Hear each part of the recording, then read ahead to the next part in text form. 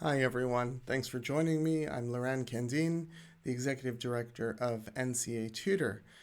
In this video, I'd like to talk about the 2022 NCA exam schedule that was released on the 20th of September 2021 for the 2022 exam year. So I'd like to walk you through that schedule, talk about the differences between last year's schedule, 2021 schedule, and the 2022 schedule, and also give you pointers on how to plan your exams out for 2022 and perhaps give you some suggestions and tips on things you should watch out for. So the first thing you should do is head over to the NCA's website, which is nca.legal, and pull up their exam schedule. I've got it up here for you on the side. And the first thing you'll notice when you pull up that schedule is that this schedule is subject to change. Okay, so this is a tentative schedule. There may be some adjustments as there were last year in the 2021 schedule.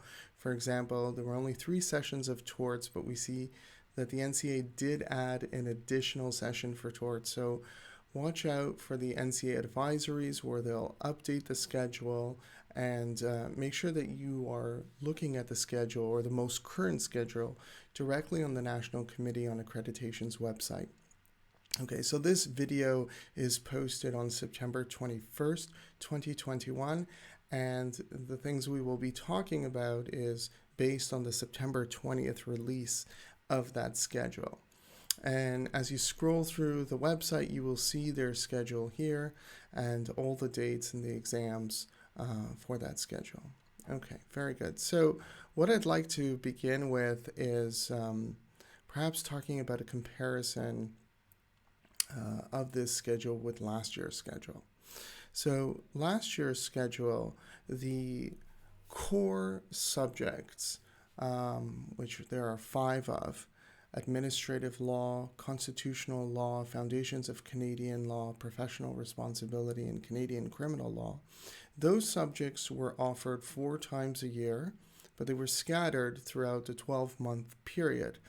Previously, before the pandemic, these exams were also offered 4 times a year, but they were offered in a specific 1-week period.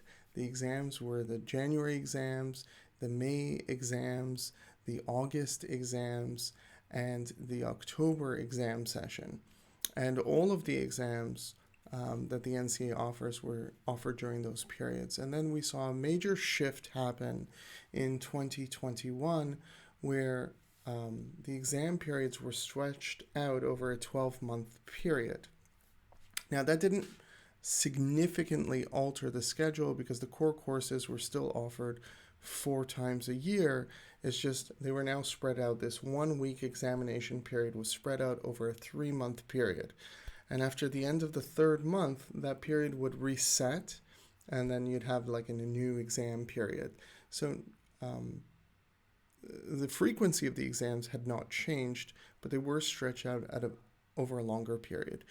In 2021 and as well as 2022 now, we see some tweaks happening to this schedule, and some exams are being offered more frequently and some exams are being offered less frequently. And so that's what I want to look at with you. So if we have a look at this comparison chart, which we've put together for you, last year, the exam sessions for the 2 core subjects, constitutional law and criminal law, were January, April, July, and October. This year, there's a slight change. It's no longer constitutional law and criminal law. It's constitutional law and foundations of Canadian law that are being offered together in those 4 periods. January, April, July, and October 2022 is when you can take those 2 exams, or either of those exams. Similarly, last year, professional responsibility and foundations of Canadian law were offered in February, May, August, and November 2021. And for next year, for 2022, we see a swap of the foundations of Canadian law course for the criminal law course, right? Now, the exam session for administrative law in 2021 was March, June, September, and December. And this year there is a slight change for administrative law. It's still being offered 4 times a year in March, June, and September, but the December schedule has moved up and it's now in November. In fact, there are going to be no exams for the December period for 2022, at least for now. The way the schedule looks, the NCA is not going to be administering any exams in December 2022. Let's talk about the mandatory subjects. So these are mandatory subjects for your assessment. Now, typically, if you've taken these subjects in common law school, then you won't have to write them unless, for whatever reason, you had poor performance or various other reasons why you may have to sit these 2 other exams, and that's contract law and tort law. Last year, contract law was offered 3 times, and tort law was originally offered only 3 times. The NCA did add an extra session. I believe it was in the month of September. They added a 4th tort law session. So that was the 2021 schedule. Now we see, moving forward in 2022, the mandatory subjects are being offered 4 times. And that is contract law is being offered 4 times, and tort law is also being offered 4 times. So it gives you a lot more opportunity to plan out your schedule and decide when you want to take these mandatory subjects if you are assigned these subjects in your NCA assessment. So that's great news, actually. And when we look at the optional subjects, there are some changes here as well, right? In 2021, we saw that all of the optional subjects were offered twice, right? And that's property law, commercial law, business organizations, civil procedure, family law, evidence, trusts, tax, and remedies. All of those exams were offered only 2 times. And we see some improvements here for property law is now being offered 3 times a year. Most of the other subjects are still being offered twice a year. That's commercial law, business organization, civil procedure, family law, evidence, trusts.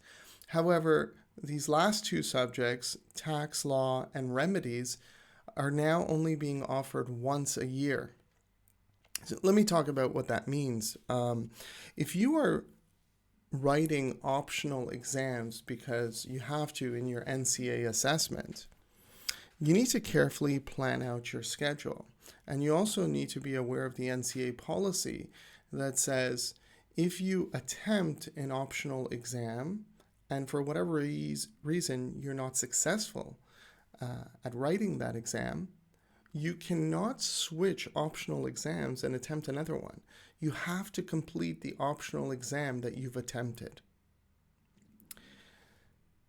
What that means is that you only have twice a year to attempt most of these exams. Property law can be done 3 times a year. So it's a favorable course or subject to want to take because you have many opportunities to take it. And what that means is, let's say you take one of your optional subjects as one of your last exam after you've done your 5 core subjects. And for whatever reason, you're not successful in that optional subject. You don't want to have to wait 6 months before having to write that last exam and then wait another few months waiting for your results. That can significantly delay receiving your certificate of qualification by at least 6 months, probably more because the results will come out a couple months later. So that's about an 8-month delay at a minimum. In some cases, it'll be a 12-month delay. So you have to take a look at how many times the courses are offered when you are selecting your optional subjects. And I do recommend that you try to get your optional subjects out of the way early in the process so that you aren't stuck waiting a significant period of time to rewrite the exam if you have to rewrite it. So that raises a huge flag for subjects like tax law and remedies, which are now only being offered once a year. And if for whatever reason you're not successful in those exams, you're going to have to wait another 12 months before you can actually sit that exam again, because once you've attempted an optional subject, you must successfully complete that optional subject. Now, there is a workaround. You can try and take that optional subject in a Canadian law school if you are successful in applying and getting into a single course enrollment, or you decide to take a master's of law at one of the Canadian universities and they offer that subject, but you do have to write to the NCA and you do have to request, you have to send an email request to them to see if they will accept that course in lieu of the optional subject that you've already attempted. So those are the highlights from the 2022 schedule. I would make sure that you're paying attention and that you keep checking back on nca.legal to make sure that you are looking at the most up-to-date schedule, because the NCA does say that they may make changes to the schedule. It is not a final one. At NCA Tutor, we're going to start planning out our courses for next year. We offer live classes, live interactive classes where you can interact with myself or my other colleagues that are teaching the courses. And you can ask us questions as the course goes on. So we will be planning those classes for 2022. Typically, the classes are held about 4 to 6 weeks before the exams. And we also hold exam workshops where we talk about how to apply the knowledge that you have from the course and how to answer exam questions and how to structure those questions.